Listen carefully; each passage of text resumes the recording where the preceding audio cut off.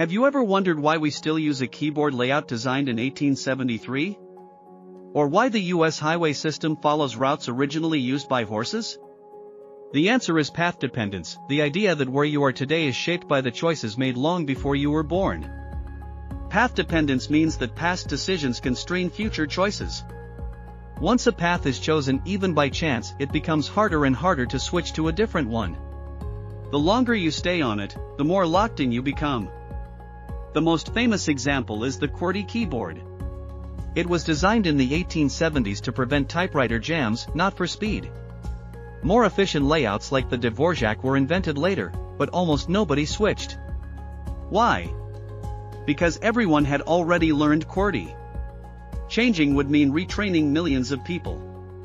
The cost of switching was just too high. This is the core of path dependence. It's not that people thought QWERTY was the best option. It's that switching to something better became more expensive than just staying put. The sunk cost of learning, the network effect of everyone else using it, these forces kept the old path alive. In the 1970s and 80s, two video formats competed for the market, VHS and Betamax. Most experts agreed Betamax had better picture quality. But VHS had longer recording time and got into more rental stores first. Once VHS became the standard, it was game over. Better technology lost because the path had already been set. Here's a wild one. The standard US railroad track width is 4 feet 8.5 inches. Why that exact measurement? Because early US railroads were built by English engineers who used that gauge back home. And the English used it because their tramways followed old Roman road ruts, which were sized to fit Roman war chariots. A decision made 2,000 years ago still shapes modern infrastructure. What makes path dependence so powerful is something called the lock-in effect.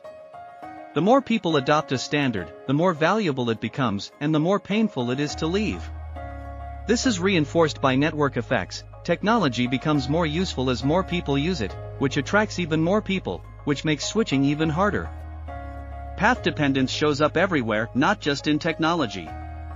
In economics, institutions and regulations often persist long after they stop being optimal, simply because changing them would disrupt too many interests.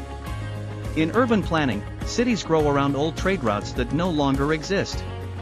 In law, legal precedents shape future rulings for centuries. History has inertia. Path dependence appears in three major domains.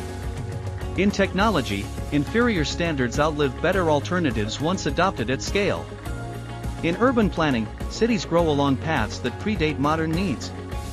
And in law and policy, early decisions create precedents that echo for generations. Can we ever escape a path?